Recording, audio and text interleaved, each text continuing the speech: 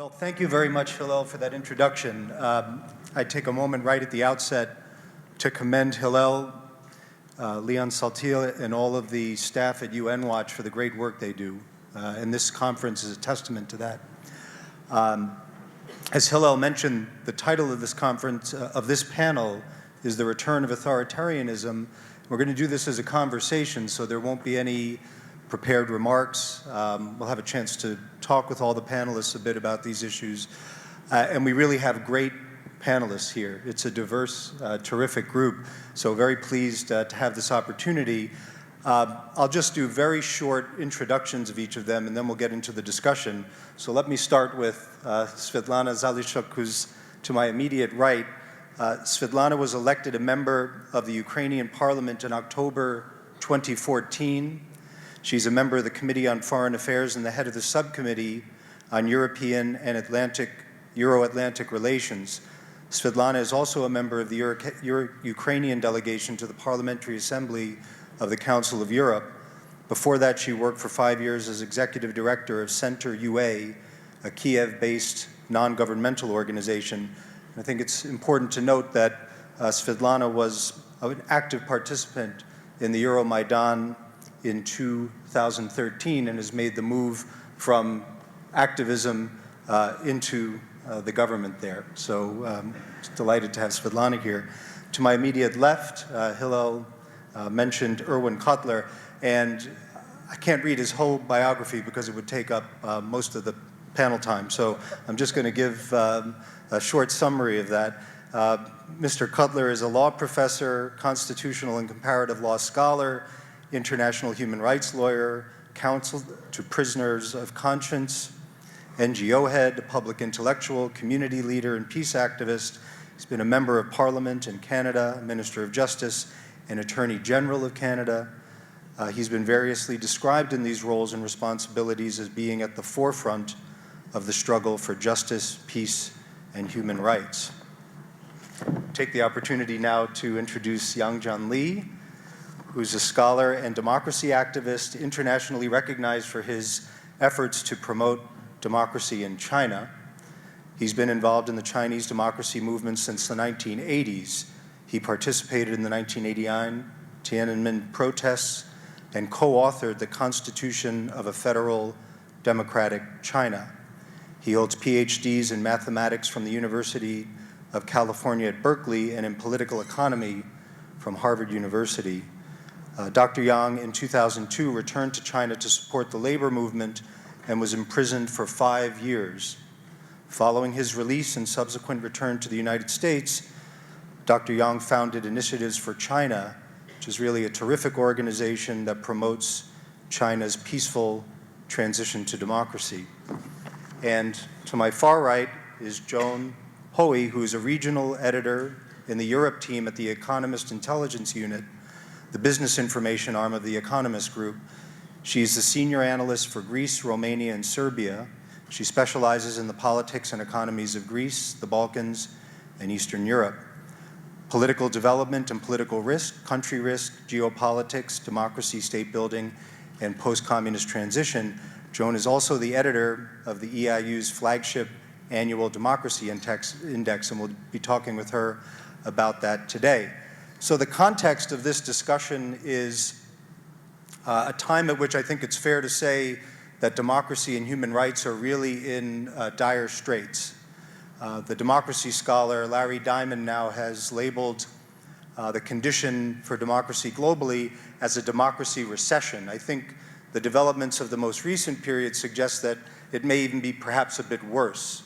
And I might just, as a way to provide some context, give 3 ideas as to what we might look for in how illiberal authoritarian regimes are exerting influence. The first thing I would stress is that in the most recent past, the most influential authoritarian regimes have really devoted effort to attacking democratic norms. And how have they been doing this? They've focused their attention on the leading institutions which have really formed the glue for supporting and defending international norms. This includes the United Nations, where you have a whole host of influential countries that use their resources and influence to suppress human rights and democracy standards. If we think about even internet governance today, Saudi Arabia and Iran don't agree on much, but Saudi Arabia, Iran, China, Russia, and such countries all agree on the idea of internet sovereignty and the idea that governments should be paramount in how the rules are shaped for governance of the internet. Even smaller countries are able to exert influence in critical rules-making bodies. So if we look at the Council of Europe, I would commend everyone to a Journal of Democracy article titled "The End of Shame," written by Gerald Knaus, which in very elaborate detail describes how Azerbaijan has used its influence to reshape the norms and attack the norms that are supported by the Council of Europe. It's devastating reading, and I really would encourage everyone to take a look at this. Beyond that, if we look at the Organization for Security and Cooperation in Europe, the Democracy Office, the ODIHR, has been the target of the leading non-democratic governments in the OSCE membership states, and the Organization for the American States. Their human rights components have also been a target. The other thing I would mention as part of this context is how leading authoritarian regimes seek to influence the development of aspiring democracies and young democracies. So if we look in the European context, the Baltic states, which are young, quite successful democracies, face enormous pressures from Russia, much of which is targeted at shaking those countries' integrity. If we look at the countries in the European partnership, Moldova, Georgia, and of course Ukraine, they've also been at the forefront of the efforts by Russia to try to alter their democratic course. If we shift to China and we look at Taiwan and Hong Kong, you can see how much focus is brought to bear on the democratic aspirations of those entities to succeed from China. And so I think it's important for us to recognize that there's enormous pressure on countries that would like to move into a more democratic and human rights friendly space. And finally, very briefly, these authoritarian regimes take the realm of ideas extremely seriously. And so it's not a surprise that they invest enormous resources into how we think about democracy. China invests extraordinary resources into its international media, CCTV, with investments in sub-Saharan Africa, Latin America, the Middle East, and elsewhere. Russia's RT, which has gotten quite a bit of attention, is just one piece of a state-backed media effort that includes Sputnik and a variety of other instruments. It's very true in Iran with Press TV and other such instruments. Telesur serves a similar function, and it's worth noting that the editorial lines taken by Press TV, Telesur, RT, if you have the time to glance at these, you'll see some very common threads that run through the sort of editorial depictions of democracy and human rights in all of these authoritarian-backed media. And I think this is important because the ideas of democracy and how we think about it will shape the degree to which we're willing to support it. And I think the non-democratic regimes understand this very well. And this is why they devote so much attention to this. So what I'd like to do is just as a little bit of fodder for the discussion is to have a discussion now with the panelists. And I'll start with Svitlana. I mentioned the pressures that are exerted, certainly in the immediate neighborhood of Russia, on countries that have democratic aspirations. And I wonder if you could just say a few words about how we should think about the context of Russia's approach towards Ukraine, and how should we understand what's happened in the most recent years? Thank you, and good morning, everyone. There is a book written by a British journalist, and I'm sure many of you have read it, and it's called "Nothing is True and Everything is Possible." Peter Pomerantsev wrote it. And I would like to steal that title to frame the whole paradigm that we entered politically.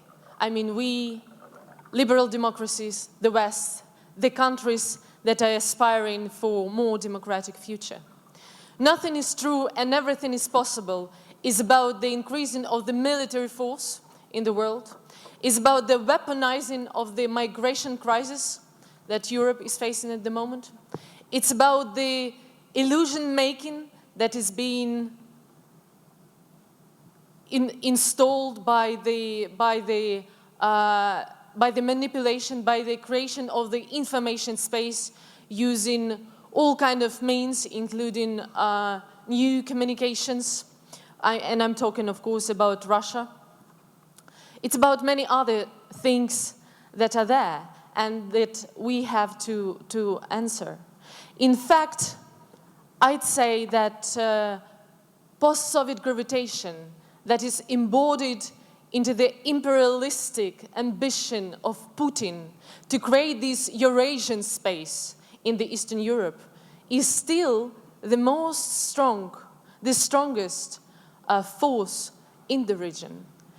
And it is an open question of how many other boundaries of the smaller countries will be violated and will be deorbited by Kremlin. And it's a question which is up to West to answer. And I think that it depends much on the approach that have to be reconsidered to perceive Ukraine, Georgia, many other countries, you name it, as the backyard, as the sphere of the legitimate interest of Russia.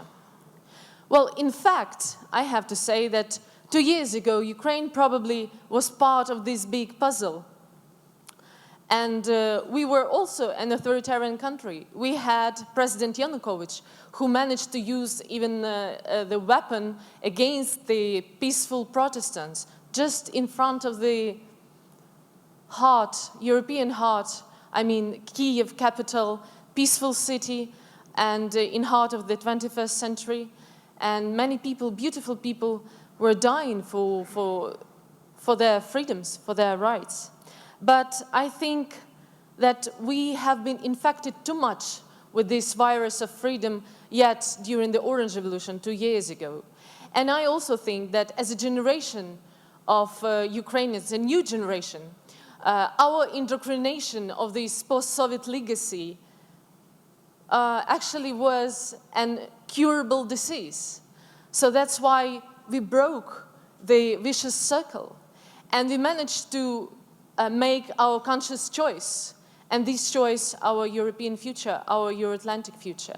But of course, I mean, Putin didn't like it because once again, the whole paradigm of perception of the foreign policy in this region as the legitimate sphere of legitimate interest was not part of the big plan that was there.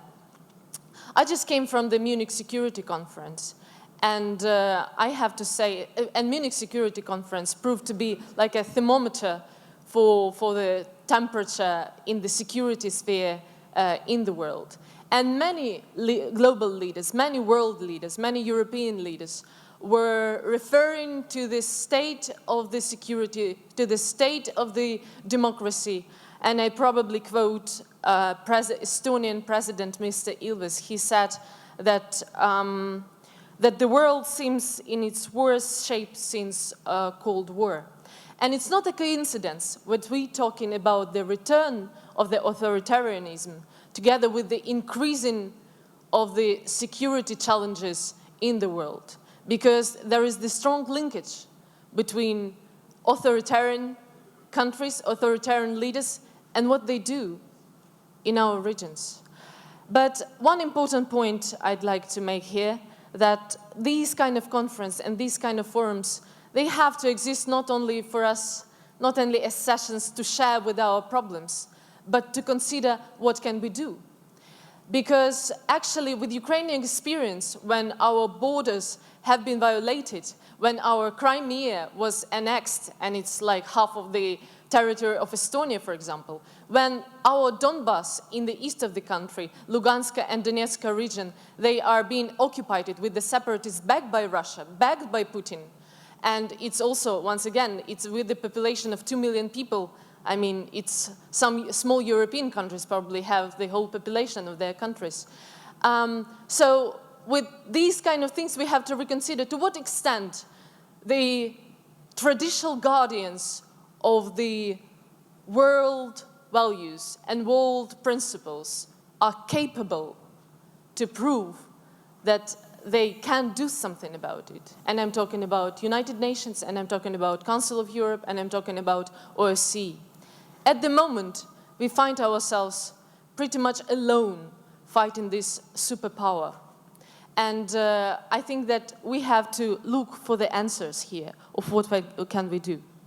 Thank you very much, Svitlana. And you've mentioned very eloquently the new challenges that have emerged from this authoritarian resurgence. And I'd like to turn now to Irwin Cotler to get his take, if we perhaps widen the lens out a bit further, on what the implications are for the international order and for how we live by virtue of this growing authoritarian resurgence.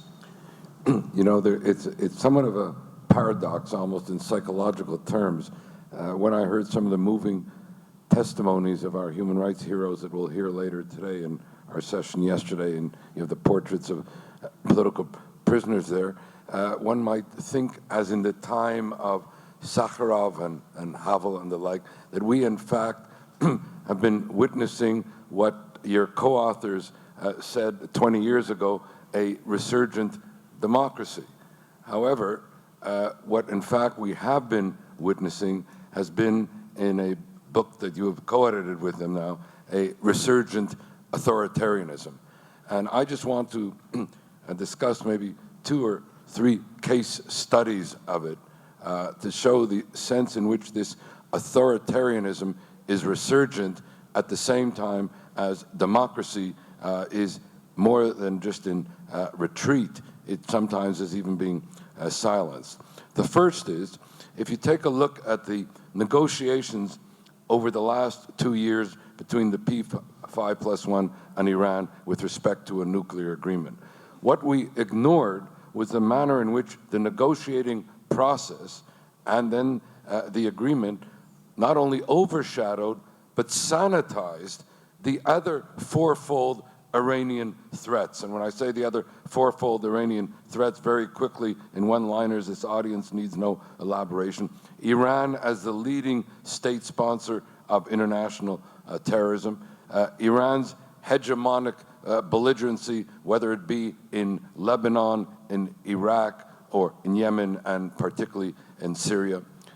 Iran's state-sanctioned incitement to hate and genocide. And I'm reminded of a recent Supreme Court judgment in Canada which said that it's the very incitement that constitutes the crime, whether or not any mass atrocities follow. Yet we have not held Iran to account or used any of the juridical remedies in that regard. But the most important thing in this fourfold threat, apart from the nuclear, the most important thing has been the massive domestic repression in Khamenei's Iran. And I use that term, Khamenei's Iran, to distinguish it from the people and publics in Iran who are the targets of this mass domestic repression. And I still remember in 1970 and 2009, when you had the Green Revolution, as it was called, in Iran, and people took to the streets, and they had with placards like, Obama, Obama, where are you? And where is the West? And in fact, the West was silent as authoritarianism began its resurgent advance. That's one. The second case study, and this one is as painful as one can appreciate. Some 5 years ago in Syria, there began by young people what they called a peace and dignity protest, where they, with olive branches, marched in the streets. They were disappeared. Those who came to support them were gunned down. And then Assad's Syria began a scorched earth policy, using barrel bomb, et cetera, things that you know about.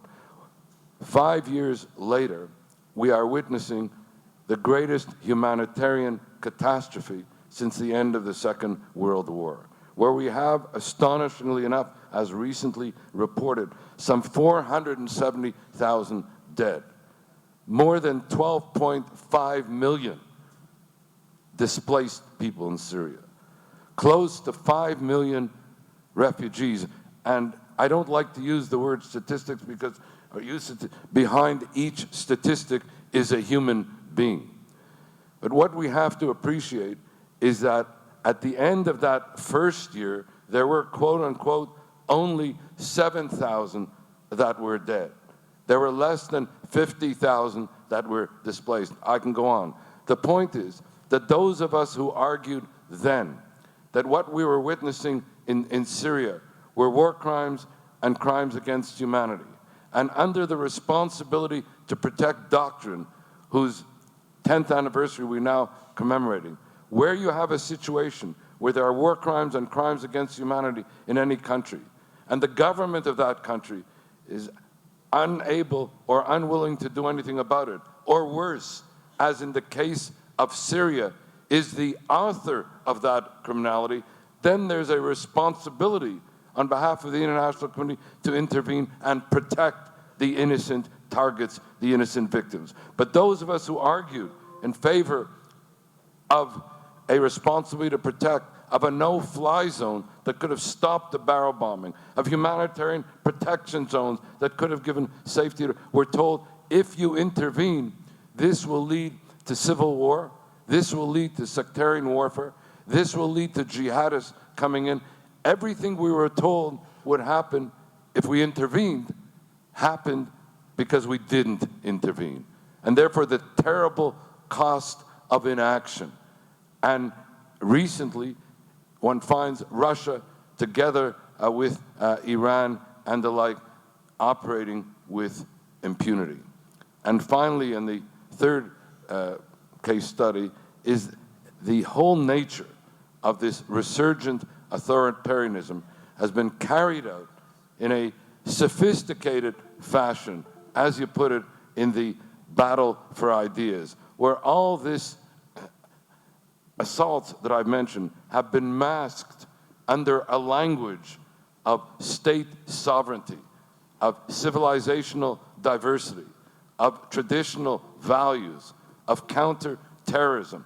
What we now have is not simply the silencing of dissent, we now have the criminalization of dissent. What we have is that soft power, which was supposed to have been the leverage of the democracies, is that which is now being used and exercised in a much more sophisticated way by the resurgent authoritarianism. So I think the time has come for the democracies of the world to begin to promote and protect civil societies, to stand together with those political prisoners who are putting not only their livelihood, but indeed their lives on the line, to take seriously our international juridical doctrines like the responsibility to protect, to begin to take our place in the international arenas, whether it be the UN Human Rights Council or the UN General Assembly, and to stand up for universal values and not let this be compromised in the name of civilizational diversity or compromised in the name of cultural relativism and all the other aphorisms that are being used in this battle of ideas where the resurgent authoritarianisms are preempting the democracies, and the resurgence of democracies of 10 years ago find themselves in retreat. But as Hillel mentioned in his opening remarks, it is still possible, and I believe necessary, for the democracies now to assert themselves, anchored in universalism, anchored in what René Cassin and Eleanor Roosevelt called the tablets of humanity that find expression in the Universal Declaration of Human Rights, to do battle in the battle of ideas and not retreat from them, and ultimately the democracies will prevail. Thank you so much for that, Irwin. And I'd like to move to another case study, if I could, which is critical by virtue of its size and ambitions, and that's China. And one of the features of the recent years, if we use the Beijing Olympics as a barometer or on the timeline, is how authoritarianism has deepened in China since that time. And there was some hope, at least in advance of the Olympics that it might have the effect of opening and helping to create some space within China. If anything, in the most recent period, we've seen some of the most extraordinary repression since the old days in China. So could you put into context what is happening now in China and what its implications are in a wider sense? Thank you for this question. I want to go a little bit further into history, recent history.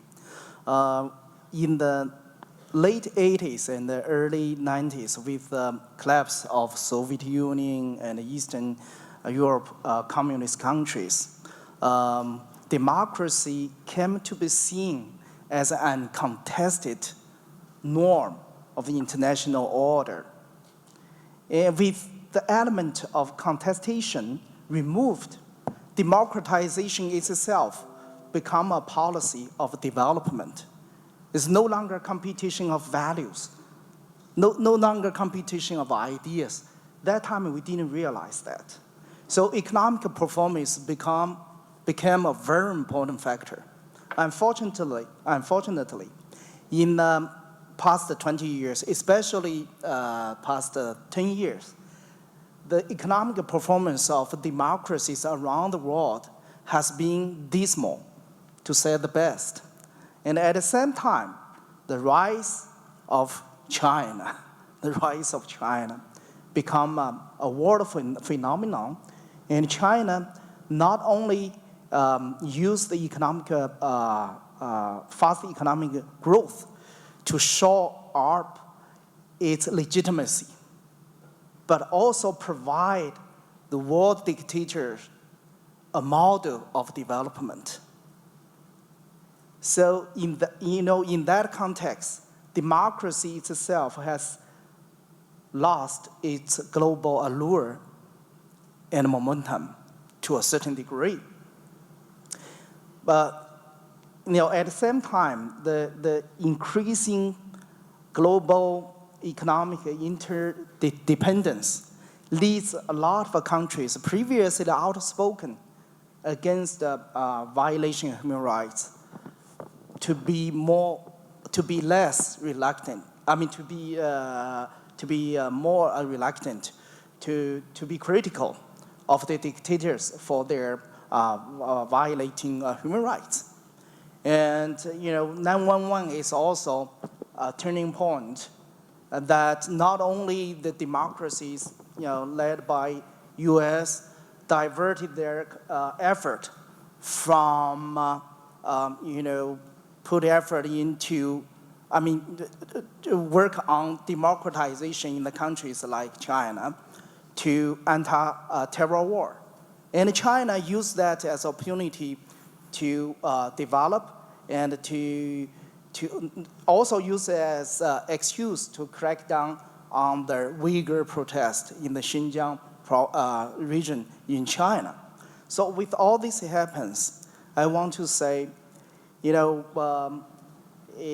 clearly see in the past 10 years, even longer, there's a lack of commitment and consistent policy on the parts of U.S. and other democracies. Now look at China.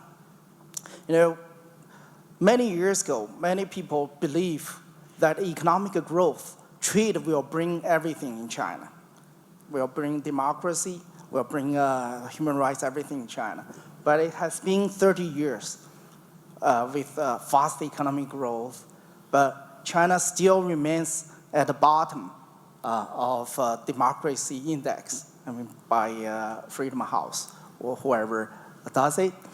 And why? What happened? So to me is China is a later comer in economic modernization, economic development.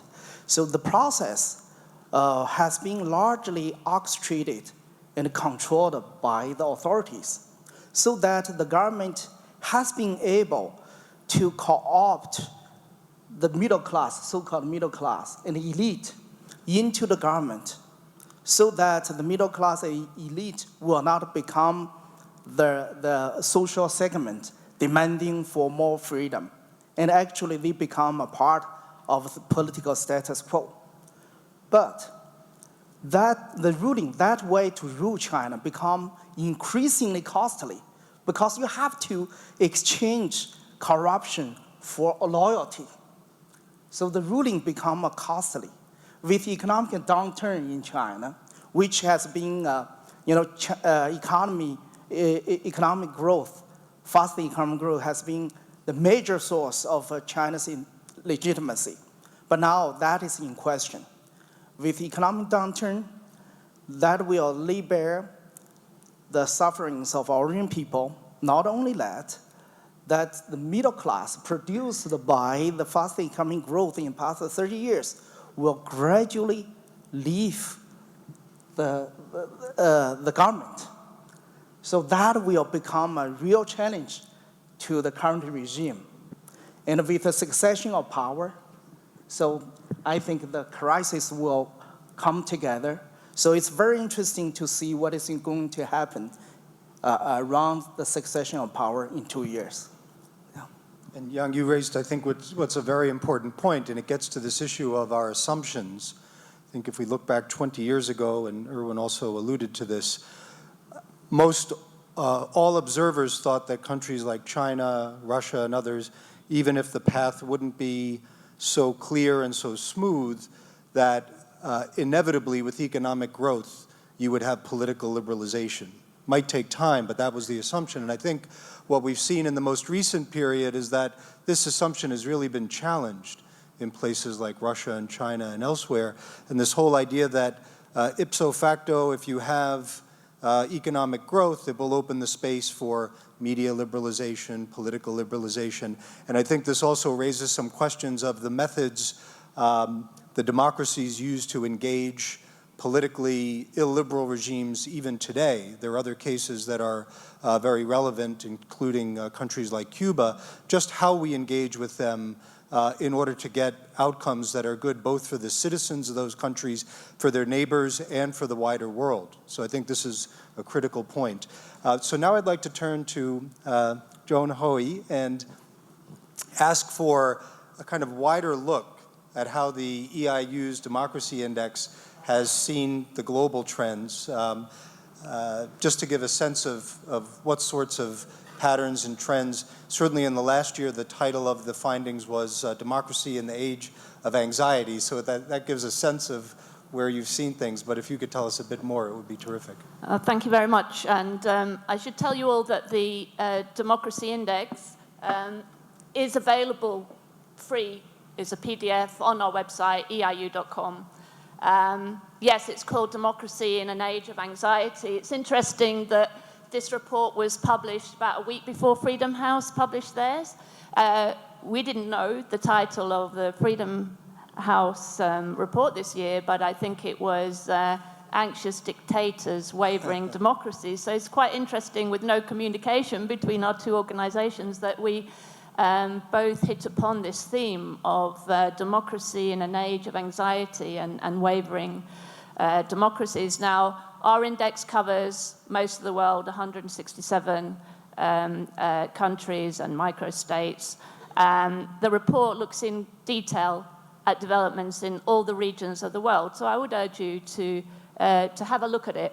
It's looking at trends in Latin America, where over the past year we saw this unprecedented upsurge of popular anger about corruption in places like Venezuela and Brazil and so on.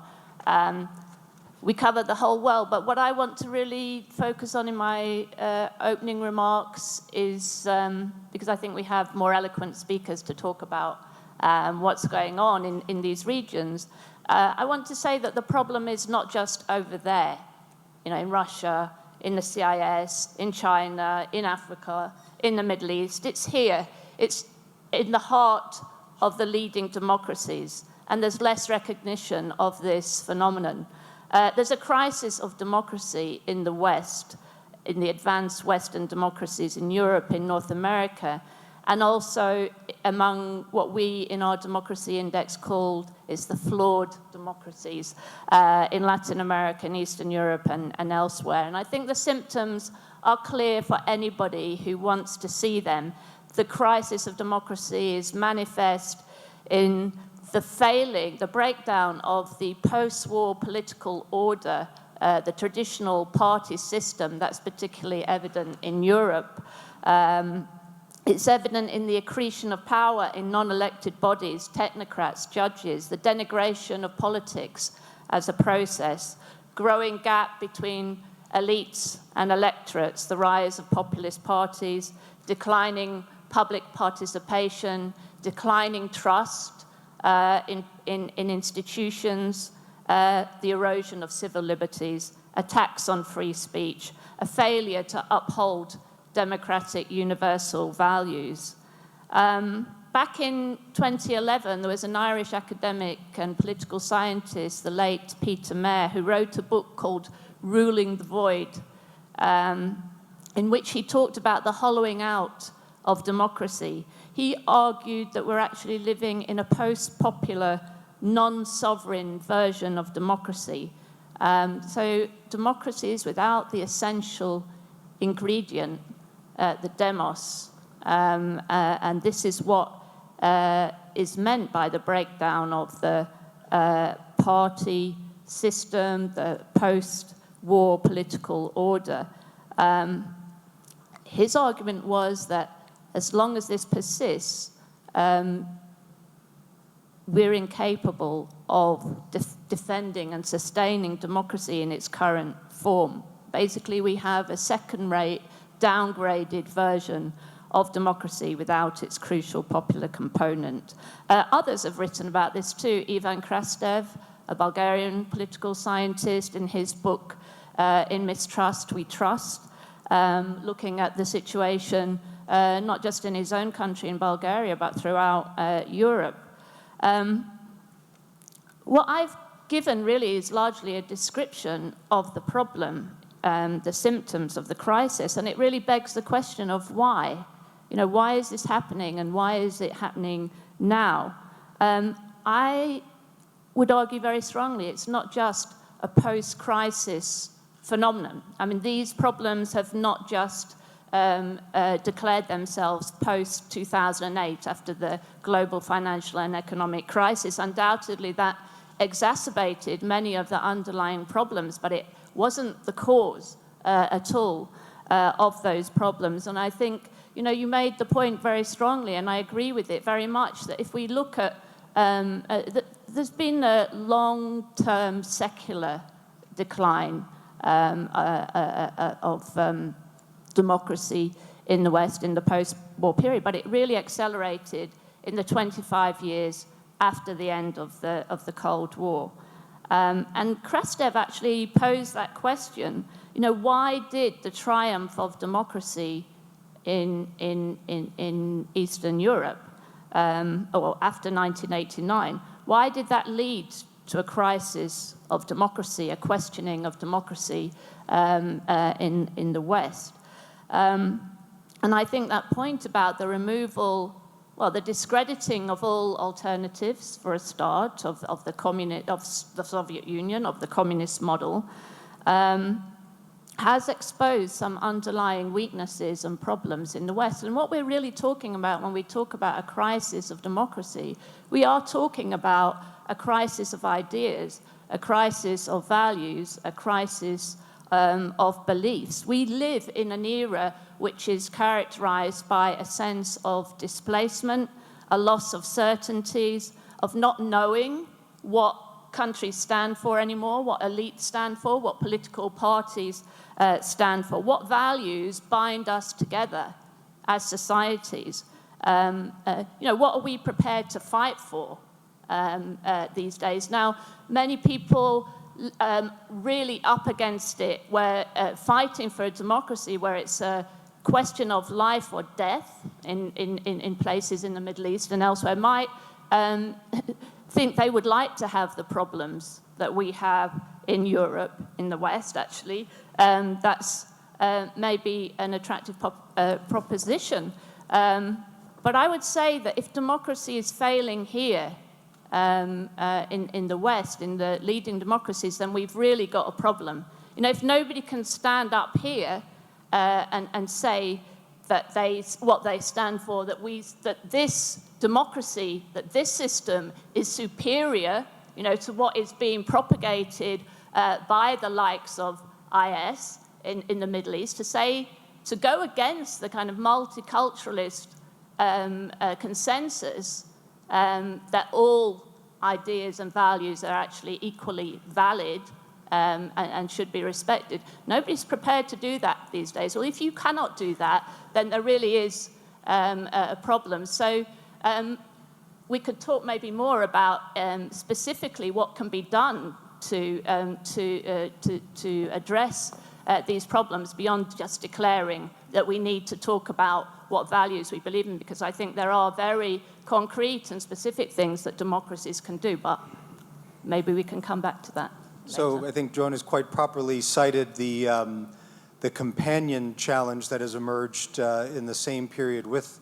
the return of authoritarianism. This has been the erosion of democratic standards in key regions of the world where people thought democracy was on a strong trajectory. This includes the new EU member states, among others. And in the United States, we have our own challenges that have emerged. I mean, one other factor I would mention, which I think we haven't come to grips with, is how media has evolved over the last generation. I think you quite correctly noted that the financial crisis wasn't the underlying cause of some of the challenges to democracy.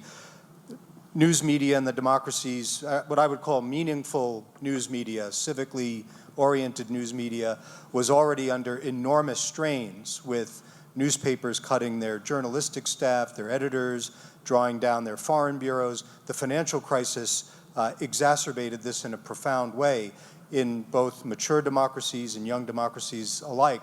I think we can't underestimate the impact that this structural piece of democracy has had in recent years.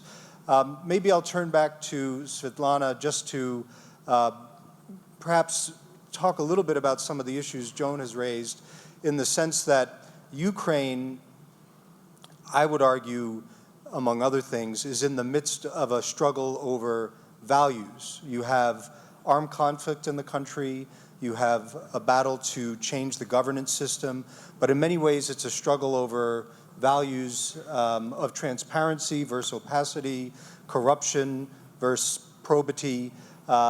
Could you say a bit more about how the democracies, even with their challenges, could be more helpful to Ukraine today?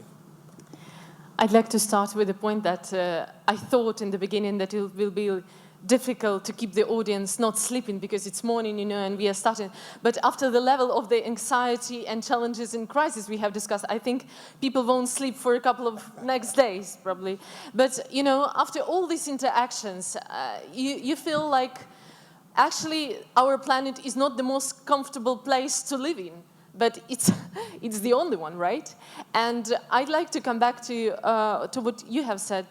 Well, yes, indeed, we have to discuss the crisis of the democracies, but in the end, we also have to acknowledge that being here in Geneva and walking through the quay by the lake, I think that most of the countries, many of the countries in the world, billions of people in the world would like to build the system of democracies that you have it here, that you have in UK and you have in these well-established democracies. So what my point is that it's not the crisis of democracy that is the challenge, but it is about the quality of the performance in the democratic countries of the governments. It's about the good governance. It's about the leaders that are not accountable enough. It's about the institutions that are not strong enough. It's about the media that are not probably controlled enough not to be financed by, I don't know, Gazprom or I don't know, some other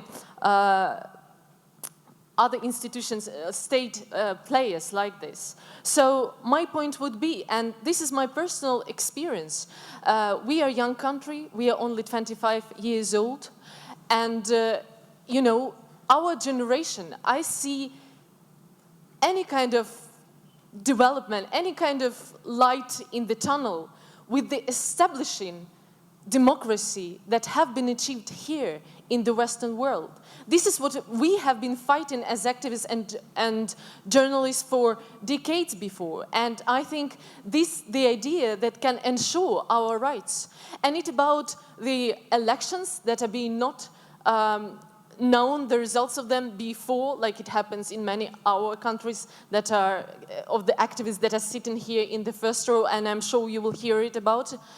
And also it's about political representation. It's about strong opposition. It's about freedom of speech. It's about freedom of expression. It's about freedom of assembly. These ideas, these principles have been developed and have been acknowledged as something valuable, but I think it hasn't been achieved yet. And I think our aim here is to make sure that we will have the strength enough and will have the confidence enough to move forward to ensure that these kind of freedoms and these kind of rights are being enjoyed by most of the people in the world. And I would just add, in the Ukraine case, if you want a case study for how the understanding of a country's experience and how a narrative is being contested, one only needs to look at the case of Ukraine. And I think for members of the audience or people who are watching who haven't had a chance to look at the case of Ukraine, it's so critical because Ukraine's success in many ways, if it moves from the old model of corruption, which is both occurring within the country and has implications for the countries on its borders and the European Union, if it's able to move from that sort of governance system to one that's more open, accountable, it will invariably be a better neighbor. It'll be better for Ukrainians, but it will be better for Europe. And I think to the extent we can focus more attention on this to help Ukraine, it's really in everyone's interests. Coming back to Irwin, I'd like to ask, what would you suggest fundamentally, you hinted at this in your remarks, on how we can reinvigorate democratic solidarity? If we turn back the clock to the late 1970s, just to use that point on the timeline, it was a pretty grim time for a variety of reasons. Really, we hadn't seen the full blossoming of the third wave of democracy. Things were rocky in Latin America. The dictatorships in South Korea and Taiwan had not emerged fully from their grip into the democratic space. The United States and Europe were in the doldrums in many ways, but we came out of it. There was a potential for self-correction, and I think here too, what Joan has alluded to, it's a real question for the democracies now whether this element of self-correction will kick in, which has always been the democracy's strength, and it's one of the Achilles' heels of the authoritarians, which invariably come up against questions of succession and deepening repression. What would we need to look for if we were to see a better outcome in the foreseeable term in the democratic space? Well, if I look at and take as maybe a case study, our own parliament in Canada over the last 16 years, what we were witnessing really has been, it's not unlike what's happening elsewhere. It was a kind of a culture of political narcissism, I would call it, a kind of preoccupation with domestic issues and a marginalizing of foreign policy issues, a preoccupation with personalities and not about policies, a preoccupation with a kind of an increasingly emergent Twitter universe and not serious media inquiry, a politics of polarization in the political culture rather than a politics of consensus, a sense that gimmickry and gadgetry matter much more than ideas and advocacy. And so I began to feel very pessimistic about this culture of political narcissism. And then came, I have to say this at the risk of sounding self-serving as a liberal, the victory of the Liberal Party in October. And it's not the question of the party, it is some of the symbolic expressions that have emerged that may presage a new politics. For example, a cabinet formed based on the principle of gender parity, equal men and women in our cabinet. A cabinet formed that is reflective of an inclusive Canada with respect to minorities there. A commitment now to do something about the plight of our Aboriginal peoples, including in particular the missing and murdered Aboriginal women.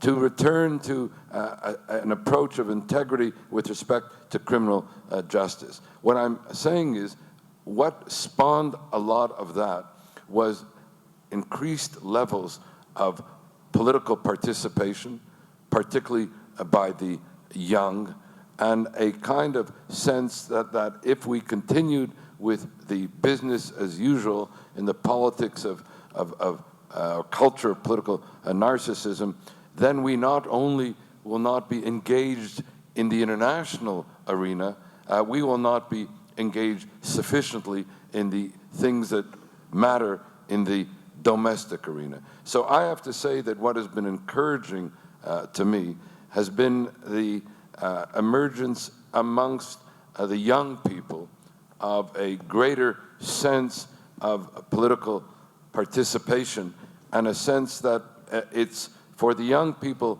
at this point to help determine the future. Otherwise, the culture of political narcissism will continue to their detriment and to the detriment of politics as a whole. And you hinted at this paradox where when the democracies feel insecure, they're not performing well, they tend to turn inward and become more parochial.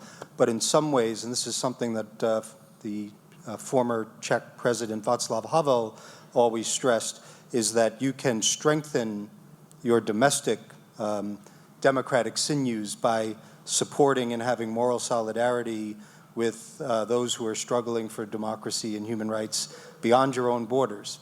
And I think this is also something I'd like Jianli to comment on. China has growing influence.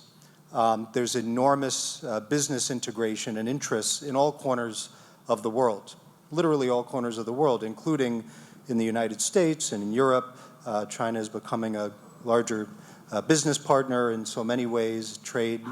How should the democracies think about the future of China in terms of their own interests for peaceful, accountable system that would evolve over time? Because right now there seems to be a tendency to self-censor in many ways. We see this in a variety of spheres, and to really operate in very cautious ways when it comes to speaking out about issues of transparency and accountability and human rights. How should we think about this? Thank you. So let me begin with the censorship, self-censorship, not only in China, here, in democracies. And there's tremendous censorship. You may not notice everywhere in the world, censorship to Chinese sensitivity. In US, a lot of business people doing business in China return to United States as apologists, even lobbyists for the Chinese government. And China penetrate into academic institutions. They can do whatever they want to do and speak anything they want to speak. And a lot of professors, because of some kind of fear, self-imposed fear, that they turn not to be critical about human rights record in China. This is happening on every campus in US. And so the democratic way of life in the Western democracies actually being damaged to a certain degree by China's so-called rise of China and export we call Chinese disease. Now, at this point, I want to tell you, there is a myth has been going on for 2 decades that if you turn to be, stand firm or critical of a Chinese human rights record, China, because of economic power, they will retaliate through trade and everything else. but that's a myth. Look at how China come to where it is today. So China, in the past 30 years, relying on two sources of legitimacy. One is economic development. The other, to lesser degree, nationalism, mobilization. Okay, they rely more on economic development than any country you can think of. The economic downturn really hit them hard. So they need the whole world for trade more than any other country needs China. That's we have to realize that. And another thing is individual officials, as I said in my earlier remarks, the Chinese government exchanged corruption for loyalty. So they have to be allowed to corrupt, to be loyal to the regime. So every individual officials in China engage in some kind of business conducting. Especially to the provincial level and the lower. So very few officials actually care what you say about human rights record in China. No matter what you say, they continue to do business with you because they benefit most. They don't want to jeopardize their interest by so-called, the face of the country, the image of the country. So that's the reality in China. I just want you to understand these 2 points. Then I want to offer a few specific ideas. Probably I will speak too long. You cut me here. One is I do have a few specific ideas to offer. Number one, we have to strengthen our political and diplomatic solidarity with those on the front line to struggle. Better we do it collectively. Democracy come together to do it. To have clear, strong solidarity with those persecuted, with the political prisoners. So we need that. Okay. Number two, rely more on law than policy. I will explain what it means. When we talk about human rights policy, everybody say we are for it. But to be honest, human rights are very inconvenient for many presidents and prime ministers. Very inconvenient. So when you talk about policy, they can change. Or they pit one policy against another. Say, trade of human rights policy will affect our trade with China, so we will not, be so forthcoming to be critical about human rights or whatever. And, there's compartmentalization of policy field. Now we need integration of policies. We have to link human rights to all other policies. But to that end, we need a law. Only policy. There's no consistent. We cannot rely on the president to come up with consistent, committed policy on human rights. So we need to pass a law to clearly state that advancing human rights in China and other dictatorships is in the national interest of our democracy. And also requires every department of the government to do everything possible to advance human rights and make report to the Congress and the parliaments. So that's something we are trying to do in US. And another idea I want to offer is the entire global civil society should come together to come up with an index which build on the Freedom House Index of Freedom, which rates every country on its civil society. Now we need a new index, rates every country's effort to help human rights improvement in dictatorships. So we need the index to rate US, Canada, and every other democracy in their effort to help those who fight for human rights on the front lines, which is tricky, but I think we need that. We need that. And that index can expand it to business community as well. And we can come up with the index on world top 500 on their effort to help human rights. So we can come up with that. So that's specific ideas I'm offering here. So we have the index suggestion. Maybe the EIU will take it up. So maybe what I'll do, we're coming down to our concluding moments. I'll give the speakers, if they'd like, an opportunity to share some concluding thoughts and react to any part of the discussion they've heard, and we can move towards conclusion.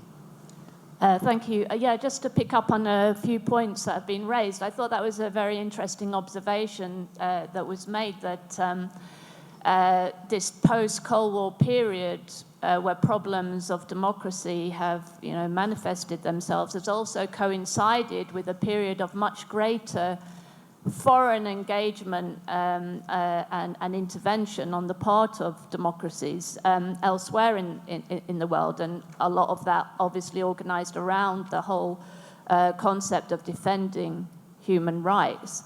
I mean, I take a slightly different view. I mean, I think the most important thing that democracy should do is lead by example. We should heed the proverb, physician, heal thyself. Before attempting to correct others, we should make sure that we're not guilty of some of the same faults. I think there is something that's not questioned very much, and it might be controversial to do so here, but I think there is an underlying problem with this idea of exporting democracy or democracy promotion, because democracy is not ours to command around the world. I think there's it's wrong in principle, and it's probably wrong, pretty bad in practice. We've seen the consequences of that now over the past few years. It's wrong in principle because democracy cannot be introduced from the outside. Democracy means nothing unless it is government by the people. It has to be fought for and won by the people as an internal process. And to think that you can bring democracy from outside in any other way is fundamentally anti-democratic, because it takes the destiny of the people on the receiving end out of their own hands. And anything that is won in that way through outside imposition, in many ways, is not worth having, is not going to be durable and to last. It can only be a denial of autonomy of those people. So, and we've seen attempts to export democracy, particularly in the Middle East, have proved to be useless or worse, disastrous in many cases, and have been doomed to fail.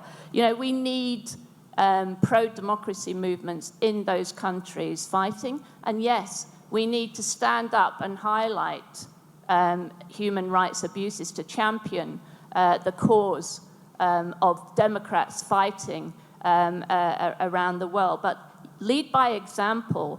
That's, I think, the most important thing that we can do, and make sure that democracy is thriving where we are in the West, that it can be a beacon for those fighting for it around the world. And the final point, just on the political participation, I think that's the most important thing. Democracy without public participation means nothing. So what can we do to improve public participation? It's about ideas. It's about being honest, seeking the truth in debates, not suppressing difficult ideas, views that you find objectionable of others. Have the most open possible discussion about the priorities of our societies, what we should be fighting for, what we believe in. Promote representative democracy. None of this technocracy and quangoization and moves away from representative institutions. And finally, really uphold democratic values of universalism, free speech, equality, tolerance, and so on. So, Svitlana, maybe you can respond to this idea of, in the Ukrainian case, of exporting democracy, which is a loaded term. I think what Yang and others have hinted is that there are people in so many of these deeply repressed countries that want support, not imposed, but help to achieve a system that's consistent with their values and that is accountable. How would you describe the Ukraine case and this whole idea? Because you clearly have forces working against democracy in Ukraine. How can democracy best be supported by the European Union and others? I would like to agree with that. Indeed, democracy cannot be exported. But we also have to remember that we live in a global world. We are linked to each other. We are all interconnected. The world is a global village, basically. And this is why we established United Nations and Council of Europe and all other international organizations. I would like to remind us that UN abbreviation means United Nations, nations that united for the peace, to develop the infrastructure, which would ensure that all the countries in the world have this potential to develop further. And I've learned by myself, it's my own experience, what does it mean, democracy? Because 3 years ago, I was a journalist that was doing anti-corruption documentary on the biggest corruption cases against my president. I was an activist protesting against the censorship. That was a real challenge for the health and life and right for the profession for many of my colleagues in my country. I have been prosecuted by the former president because he opened the criminal case against my non-governmental organization because I was too visible in my country with our civic activities. Now I have a chance to represent my country. I have a chance to fight for more freedoms, not only in my country, but in other countries as well. I'd like also to mention that actually, if you look at the map, you would see that Ukraine was one of the countries, together with Georgia probably, who broke this vicious circle of the post-Soviet gravitation. But there are many more other neighboring countries. And if Ukraine succeeds, we can be the model of the transformation for Belarus, for Kazakhstan, for Azerbaijan, for Armenia, and for many other republics. We are not present ourselves as the victim that is begging for help from the European Union and NATO. Not at all. What we are saying that you have to consider us and the investors of the extension of the democratic space, security space, economic space, because let me remind you, Ukraine is a big country. We are 45 million people. We are the territory that equals to the France, for example, and it's potentially, once again, it's the extension of the prosperity of the community that you live in. And ultimately, I think if Ukraine succeeds, then Russia will be also at some point transformed into a democratic country. And then, obviously, I think the level of those anxiety that we put on our indexes today going to be much less. Thank you.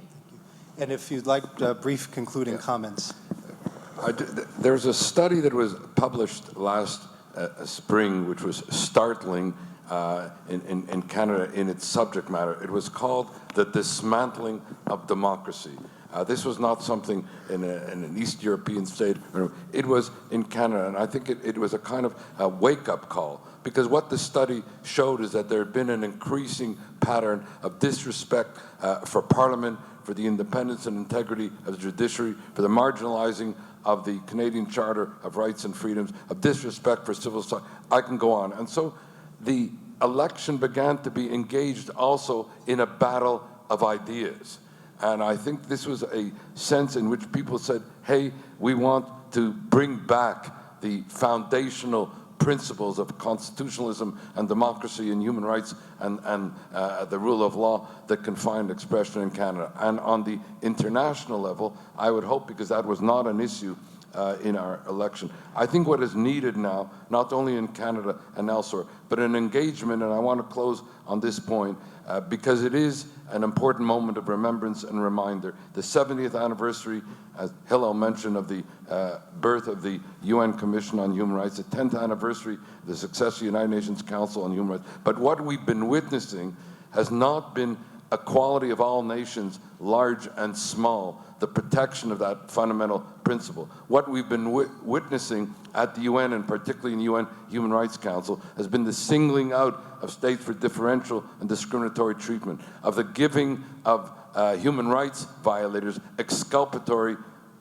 immunity, of a kind of culture of impunity in the international arena to the major human rights violators. So if we talked about dismantling of democracy in the domestic arena, which we engage with, we need to engage with this dismantling, if you will, of the rule of law, democracy, and the like in the international arena, and begin serious and substantive reform of our international institutions so that they adhere to the rule of law, universalism, human rights, and equality. A critical point. And Yang, if you want just very briefly a concluding comment. Okay, very briefly, 4 conditions need to be present for China to have a real change. Very briefly, 1 is general robust dissatisfaction among people with the government, which is existing. Chinese government does not lack enemies. Number 2, viable democratic opposition. That's what we are building up. We are getting there. Third is the cracks in the leadership. That has a lot to do whether we have a viable democratic opposition. And then number 4, that's the international support and the international recognition of the moment of a democratic revolution.